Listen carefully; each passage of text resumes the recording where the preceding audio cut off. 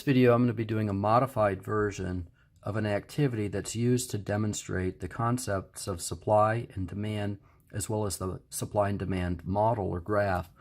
I typically would do an in-class auction with students, but because this is being modified for the online environment, it's going to look a little bit different. What I'm going to do in this case is I've created a demand schedule here that is the quantity demanded of different prices that different individuals are willing to buy at that price, or of course less, and a supply schedule over here, which we would call the quantity supplied, that different sellers, or what you might call producers in some cases, are willing to sell at a particular price or higher. The item that we're going to be auctioning in this case is going to be a pair of concert tickets. We'll say it's the band Soul Dub, a great local band that is in town. And Soul Dub is going to be in town, and the buyers want to go to this show. And the sellers, they already have tickets, but for whatever reason, they want to sell the tickets because they perhaps can't attend the concert. And they may be able to give the tickets away to somebody, but if they can fetch a good price for them, they would rather sell them. All right, so let us begin. Let's start off by looking at James. James is willing to buy these tickets at $200 or less. Now, James would actually be a buyer at all of these prices, right? So James would be willing to buy at $200. He'd be willing to buy at $175, at $150, $125, and at $100. Eric would be willing to buy the tickets at $175 or less. So he wouldn't be a buyer at the $200 price, but he would be a buyer at all of these lower prices. So Eric is a buyer at $175, $150, $125, and $100. Anna, likewise, is not willing to pay $200. She's not willing to pay $175, but she is willing to pay $150. She'd also pay less, which would include $125 and $100. So Anna is a buyer at $150, $125, and $100. Linda is a buyer at $125, but not at those other prices. She would pay $100 as well, because $100 is less than her maximum. Alan is the only person that's only willing to buy at the $100 price or less. He will not be a buyer at any of those other prices. So, we can finish this tally. So we've got 5 people who are willing to pay $100, because that would include everybody. 4 people who are willing to pay $125, 3 willing to pay $150, 2 willing to pay $175, and 1 person willing to pay $200. Now what we can do is we can take this demand schedule and we can plot it on the right-hand side on our graph. I'm actually going to use a blue pen just so that it helps us kind of keep track of the numbers. So we see at the $200 price there's 1 person or 1 unit demanded. And these are, of course, these are the buyers, so we don't forget. And at $175, we see that there are 2 units demanded. So at the quantity axis, we're going to go to 2 at the $175 price. At $150, there are 3 units demanded. At $125, there are 4 units demanded. At $100, there are 5 units demanded. And this is what we would call the demand curve.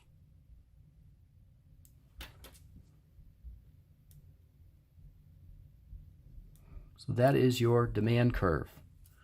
And this is, the demand curve demonstrates what we call the law of demand.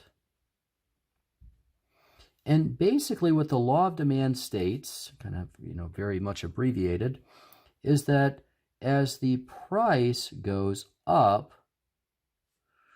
the quantity demanded falls.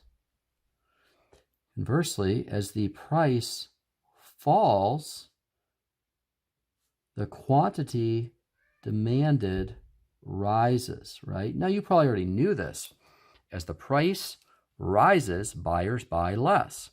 As the price falls, buyers buy more. That's the law of demand, not particularly complicated. Most people already knew that.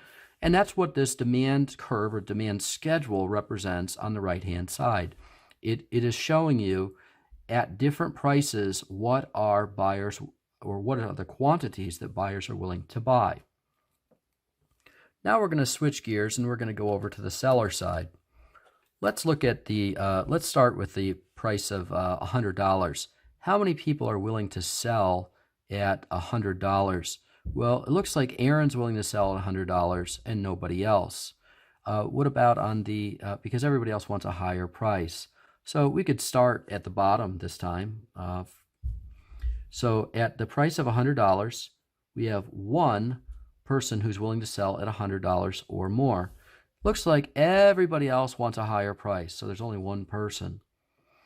At the price of $125, Mark's willing to sell, but Aaron would also sell because Aaron is willing to sell at $100 or more. At the price of $150, Amy would sell, but Mark would sell at that higher price, and Aaron would also sell at $150 or more. Anne would be willing to sell at $175 or more, so she's willing to sell at $175. But Amy, Mark, and Aaron are also willing to sell at that higher price. And then Rick is willing to sell at $200. Now, he is not willing to sell at any of those lower prices, but he is willing to sell at $200 or more. Now, who else is willing to sell beyond Rick? Well, everybody else. Anne, Amy, Mark, as well as Aaron. They're all willing to sell. So you have 5 sellers willing to sell at $200, 4 willing to sell at $175, 3 willing to sell at $150, 2 willing to sell at $125, and only 1 willing to sell at the price of $100. Now, what we've just demonstrated is what we would call the law of supply. By the way, these are sellers. It's good to make that note so nobody forgets. And the law of supply basically states that you could say it in either way, as the price rises, there's going to be an increase in the quantity supplied. So the quantity supplied will rise. But then as the price falls, the quantity supplied is going to decrease. So this is basically what the law of supply is. At higher prices, people are willing to sell more, and at lower prices, people are willing to sell less. And so when we plot this out, we'll see that at $100, there's only 1 unit being supplied. At $125, we have 2 units being supplied. At $150, 3 units being supplied. At $175, we have 4 units being supplied. And at $200, we have 5 units being supplied. So this is what we would call the law of supply or the supply curve.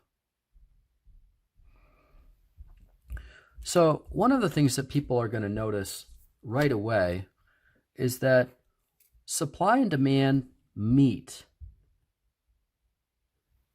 Both, if we're looking at the data table, they meet at $150, but you can also see that they meet at $150 on the graph. This is what we would call the market price or the equilibrium price. So we'll call it price equilibrium or PE. The equilibrium price and the equilibrium quantity, we'll call it quantity equilibrium here. This is where supply and demand rest. It's where they basically are balanced. So you might think of it as the equilibrium price, which means no tendency to change, at least a point in time. And I really like this idea of balance.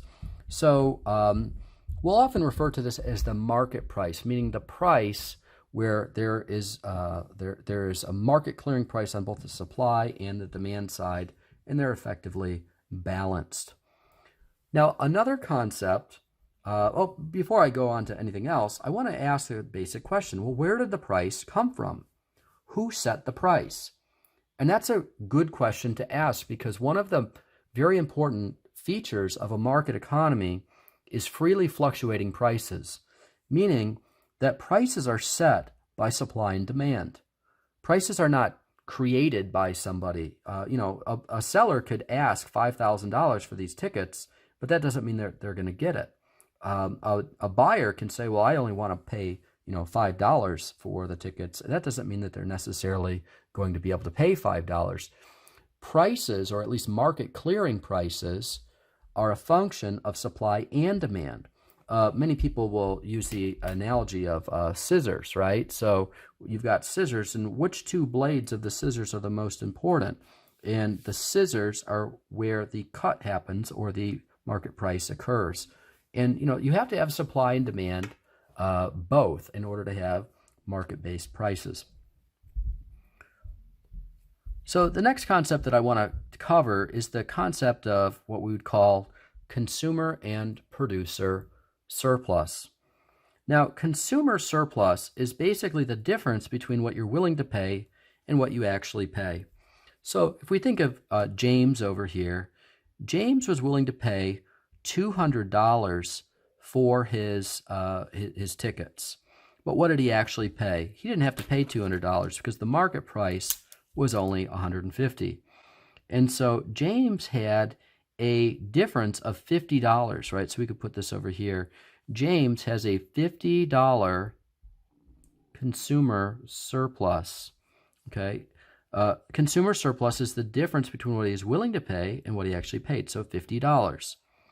If you look at Eric, Eric was willing to pay $75, but he only had to pay $150, and that means that he had a $25 consumer surplus. So Eric has this extra, he didn't spend as much as he had to. Let me rephrase, he did not spend as much as he was willing to.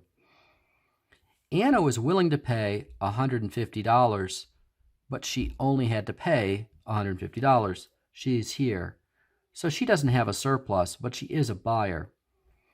Now, Linda was willing to pay $125 or less. The price was actually $150. So Linda is actually not going to be a buyer. So what I'm going to do here is that anything past this quantity of 3 units, we're going to call this, on the one side, actual, meaning that these are transactions that actually occur. And then on the right side, I'm going to call this potential. So Linda over here is a potential buyer. She's willing to buy when the price comes down, but until that price down, she's not going to be a buyer. So Linda is a potential buyer. She does not have a consumer surplus because if she were to make this purchase, she'd actually be upside down. She valued it at $125 and the cost is $150, so she's not going to be a buyer. So she's a potential buyer. So the potential buyers are not actually happening at that moment. Alan would be the same. Alan is a potential buyer. If the price comes down, he'd be willing to buy, but remember, he wants to buy at this price of $100 or less, and Linda wants to pay $125 or less. And of course, the price is higher, so they're not going to be buying. So we often think of this entire area, and sometimes what you'll see is this area shaded in. This entire area would be considered consumer surplus. That area is often referred to as consumer surplus. And again, it's the difference between what somebody is willing to pay and what they actually pay. On the flip side, we have what we call the producer surplus. Now, the producer surplus is the difference between what somebody is willing to sell at and what they actually get. So let's take Anna as our first example, or I'm sorry, not Anna, Aaron as our first example. Erin is willing to sell at $100 or more, right? Well, so she actually ends up selling at $150. Now, she was willing to take $100. So Erin has a $50 producer surplus because she got $50 at the market price more than she was willing to pay or willing to accept. The next seller, Mark, he's going to have a he was willing to sell at 125, but he was able to get 150 at that market price.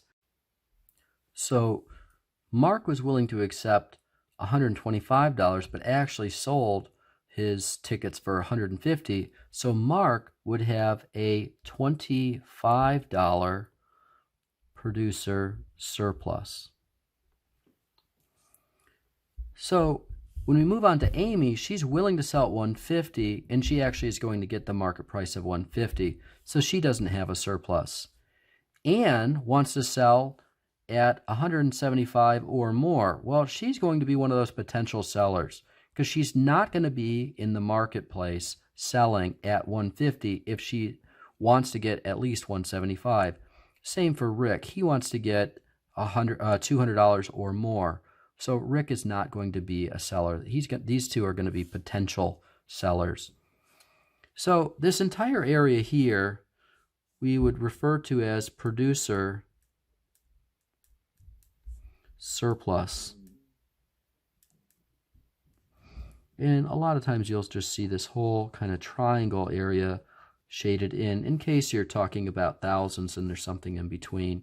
So that's what we would call the producer surplus, and then our consumer surplus at the top. And again, it depends on exactly how the graph is going to be drawn, but that is the idea of consumer and producer surplus.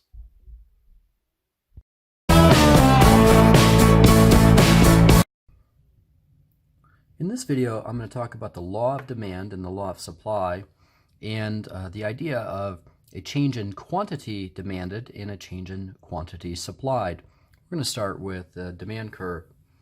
So we've already talked about what's known as the law of demand, and the law of demand basically states that as the price rises, the quantity demanded is going to fall. Conversely, as the price falls, there is going to be an increase in the quantity demanded, or the quantity demanded rises. So let's look over here. At the high price of $20, you can see that the quantity demanded is 50 units. However, at the lower price of $10, you can see that the quantity demanded is 100, right? And so that's consistent with what we just saw. And so when the price changes, right, when it goes from, say, this low price to the high price, what we're seeing is a movement along the curve. It's not a shift in the curve because that word's going to come up later, right? But if the price rises, we're going to see an increase in the price and a decrease in quantity demanded. However, if the price were to fall, we would see an increase in the quantity demanded, and down here we would see it this way, and the price of course fell, right? And so we could say that over here, if the price is, let's come over here and we'll say that if the price is at $20, your quantity demanded is going to be 50.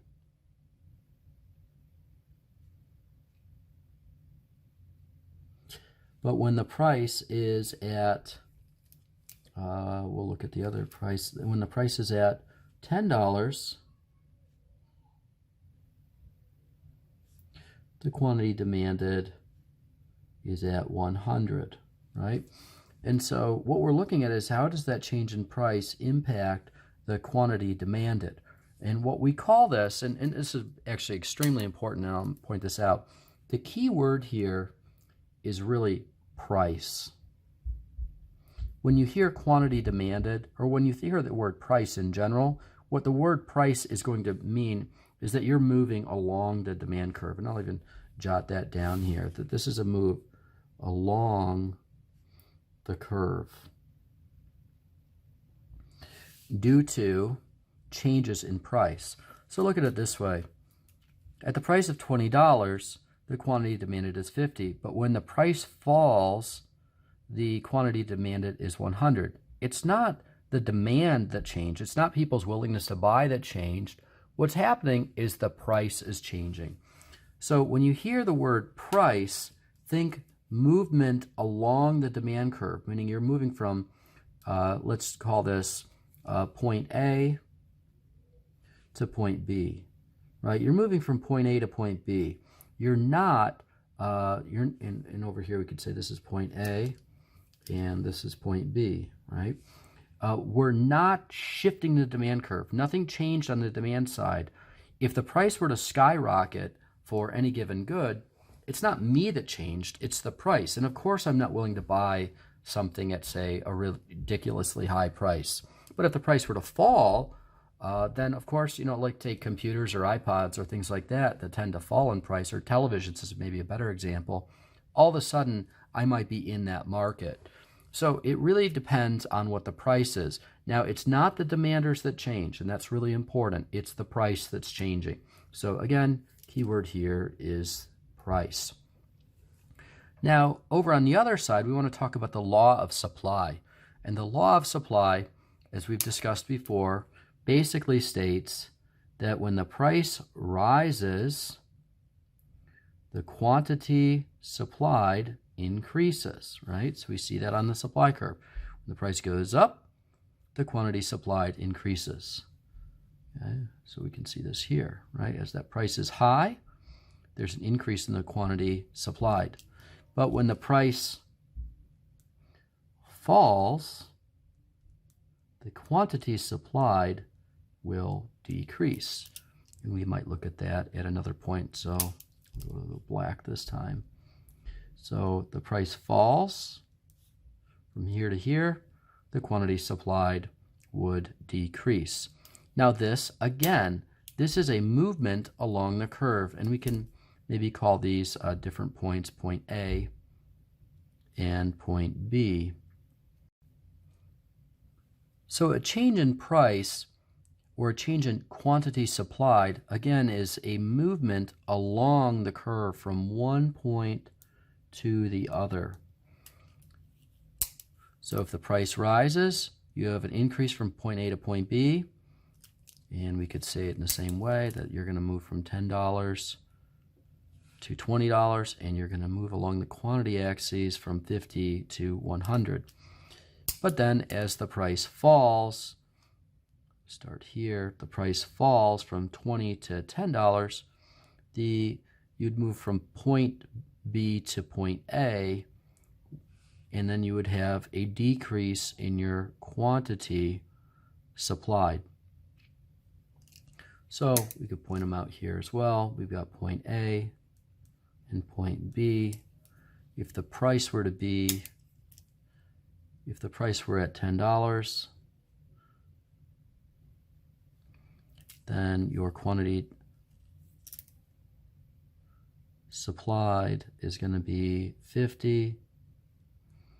But if the price is at $20, the quantity supplied would be 100, right? So as you're moving from different points, from point A to point B, it's not the supply or the suppliers that are changing. What's happening is the suppliers are simply responding to the higher or lower price. So again, the key word is price. It's the price that's changing. It's not the suppliers, right? If you were to raise the price of many different goods, let's say you were to offer me $1,000 for my shoes, I would all of a sudden be selling my shoes. But of course, nobody's going to be offering that in a normal market. But the idea is that I am not really thinking of myself as a shoe seller. But if that price goes up, all of a sudden, you're going to see an increase in the quantity supplied. But if the price falls, you're going to see a decrease in the quantity supplied. And it's a movement, again, along the curve, right? Now, jot that down here. This is a move along the curve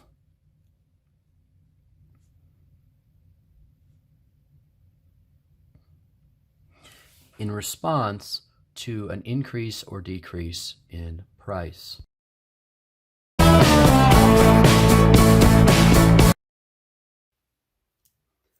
So now that we've talked about a change in quantity demanded and a change in quantity supplied, that is a movement along the supply and demand curve due to the change in price, I'd now like to spend some time talking about what a shift or an increase in demand is, as well as a shift or an increase or decrease in supply is. Okay?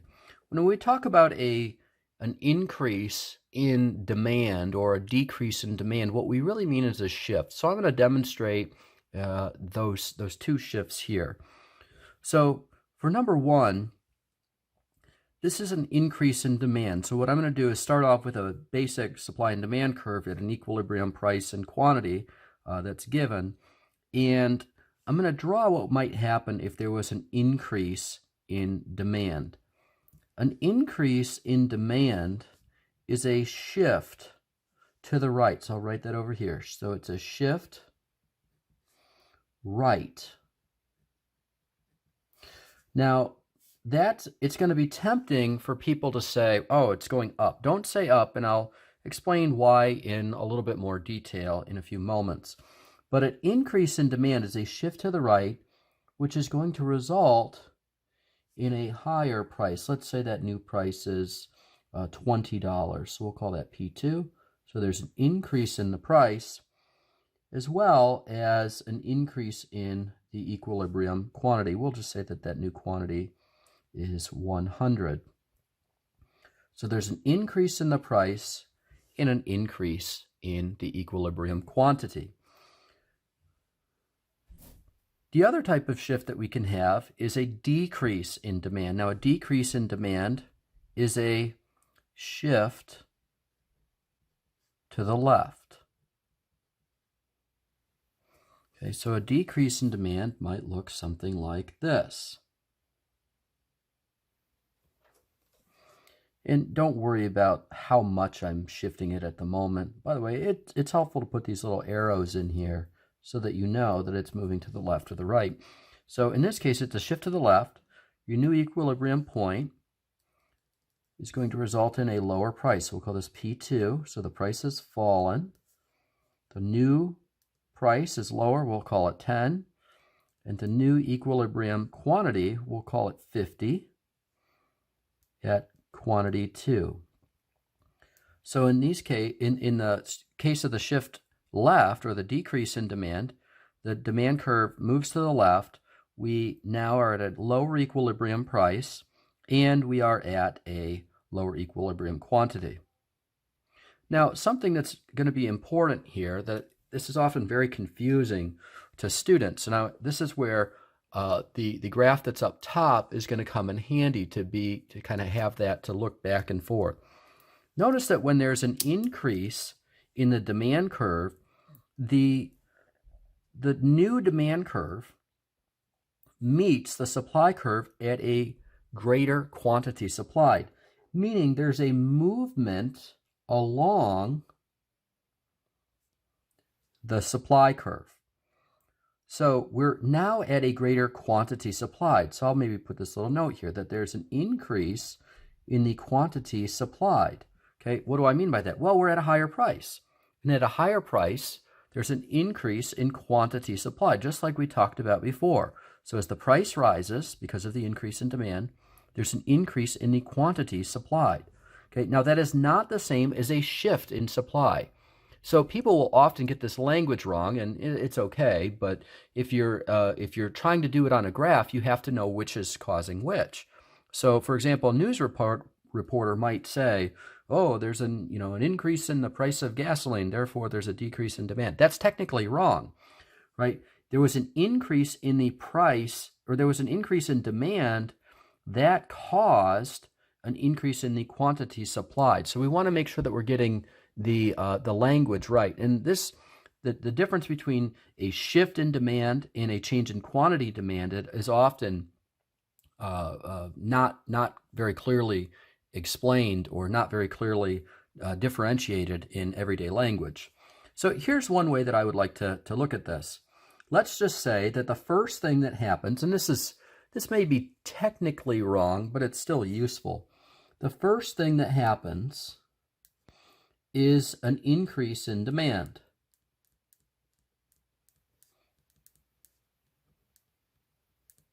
And when I say increase in demand, what I mean is a shift to the right. The result of that increase in demand is an increase in the price.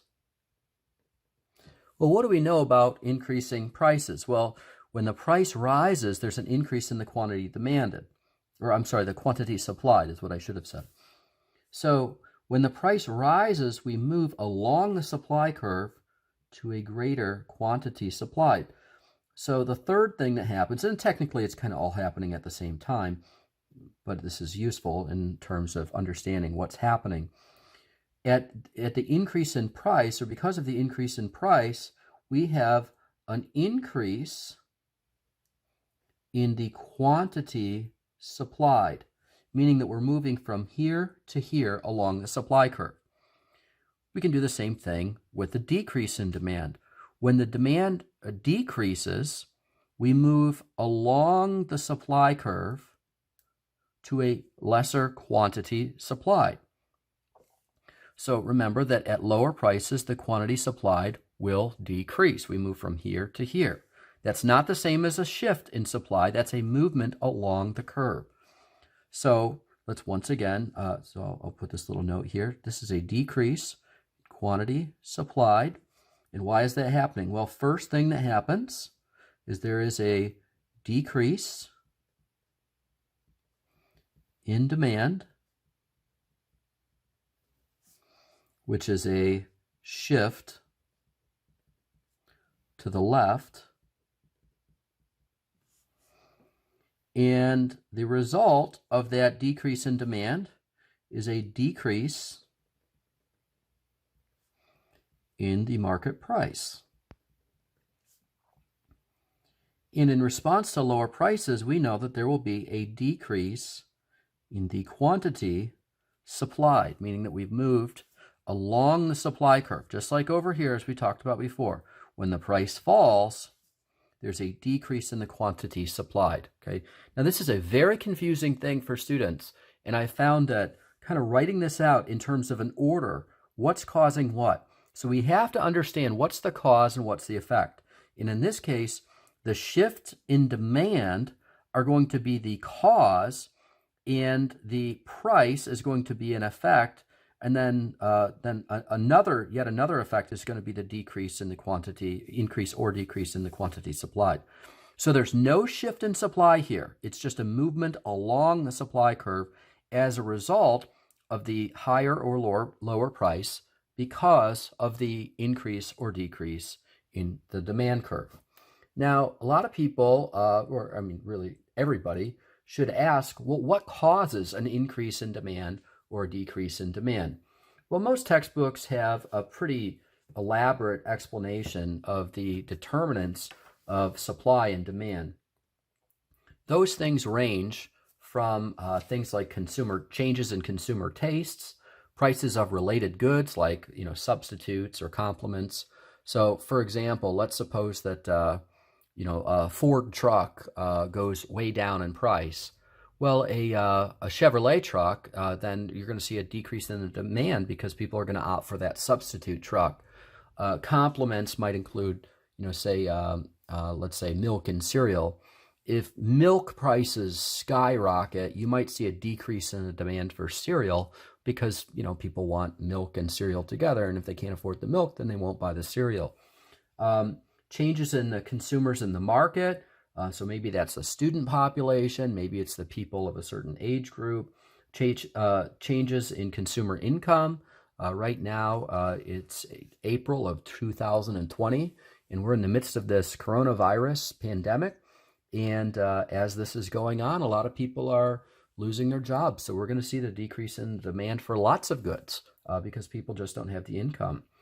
Changes in consumer expectations. If we anticipate that there's going to be a recession, or if we anticipate that there's going to be a tornado or a hurricane, I mean, all of those things are going to change the demand for particular products. Demographic changes, if I didn't already mention that, there's lots and lots of different things that can change or shift the demand. In the event of the concert tickets that we were talking about earlier, imagine, for example, that the band, some news came out that they were going to be selected to win, say, a Grammy Award or something like that. Well, that would probably increase the demand for those concert tickets. But if we conversely found out that particular band had been caught, drowning kittens in a basement or something like that, that's terrible, people would likely say, no, I don't want to support that band because I don't like what they're doing. Okay, so now let's go to the supply side. Let's talk about increase versus decrease in supply. So with an increase in supply, that is going to be a shift to the right. Okay, now a shift to the right might look something like this. So we're going to see the entire supply curve increase. The result would be a lower equilibrium price. We'll just call it 10. Price 2 is $10. And a greater equilibrium quantity. We'll call that 100, and that is your new quantity. So you're seeing a decrease in the price and an increase in the quantity, in the market quantity or the equilibrium quantity. Now, what would cause an increase in supply? Well, there's a lot of things that would cause an increase in supply. Let's get to that in a moment. But one of the things that I would like you to take note of is that one of the reasons that I strongly encourage students not to use up and down for increase and decrease in demand is because this actually might look like it's going down, right? Because this supply curve is below the old supply curve. And so I would encourage you to say right or left or increase or decrease rather than up and down, just to avoid confusion. Okay, so in the same way that we went through this process with the increase in demand, I'd like to do the same with the supply side. So the first thing that happens here is going to be an increase in supply. By that, I mean that the supply curve, it shifts to the right, and you have a new supply curve. And that supply curve is going to intersect with the demand curve, that is the old demand curve, at a different point. Okay, so there is now a lower equilibrium price, so a decrease in price. And we know that according to the law of demand, when the price falls, there is an increase in the quantity demanded.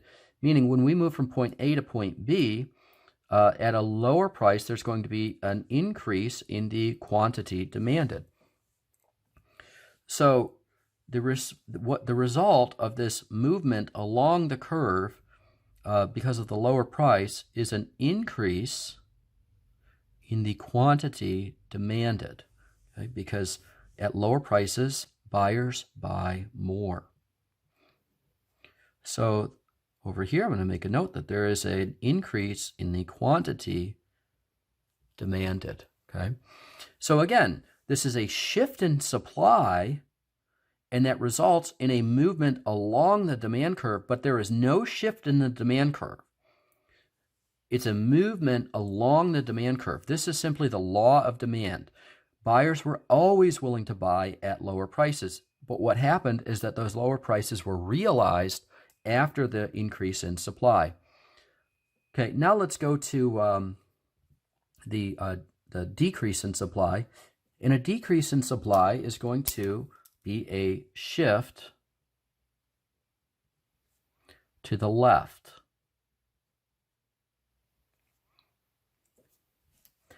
So we're going to want to draw a new supply curve, S2. And my new equilibrium point is going to be here. New price, we'll call it $20, and the new price, we'll call it P2, and the new quantity, we'll say it's 50, and that's going to be Q2. There's a decrease in the quantity, equilibrium quantity.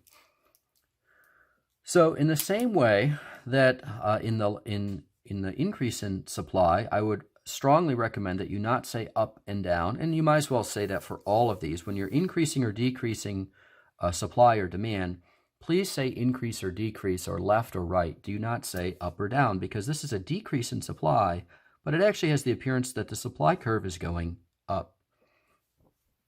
In this case, what's really happening is we have a decrease in the supply curve, and we're moving from this point to this point on the demand curve. And this would be known as a decrease in the quantity demanded.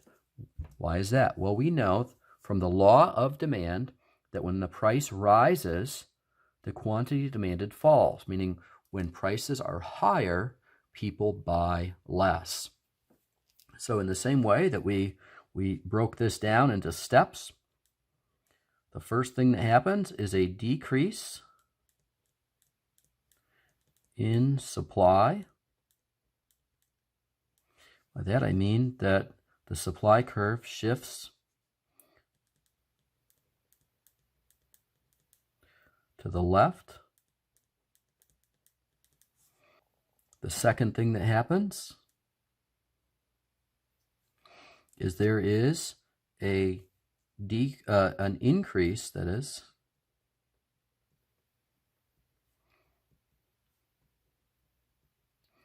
in the price. The price is higher. And we know that according to the law of demand, when the price rises, there is a decrease in the quantity demanded, meaning that we are going to move along the demand curve, and there's going to be a decrease in quantity demanded. So again, no shift in demand. The movement along the demand curve is in response to changes in price. So this is a change in quantity demanded. It's the supply curve that is shifting. That's what's shifting or increasing or decreasing. And the demand curve or the quantity demanded is simply responding to the change in price, right? So the price is the effect of the increase or decrease in demand. And then as a response, I misspoke. So the price is an effect of the increase or decrease in the supply curve, and the change in quantity demanded is a response to that higher or lower price. Now, what causes an increase or a decrease in the supply curve? Well, there's a lot of different things that can cause an increase or a decrease in the supply curve. I'm going to name some of the most common. One would be a change in the cost of resource inputs. So labor prices, for example, or steel prices might have gone up, and that's going to say, okay, well, the supplier says, I'm not as willing to supply this thing, so that I might decrease my supply curve. Maybe it's the opposite. Maybe it's technology, and because of technology, say like the assembly line or the computer chip or something like that, we're able to be more productive, and we're willing to sell things at lower and lower prices because of our lower cost. And that would be graph number 3. And that's really the graph that I like to refer to as the capitalism graph, or the Henry Ford graph, because this is what Henry Ford did. Because of the assembly line, he was able to increase the market output of automobiles while decreasing the cost. So this is what you see happening in markets like, flat screen TVs and consumer electronics, and especially in the early 1900s, automobiles.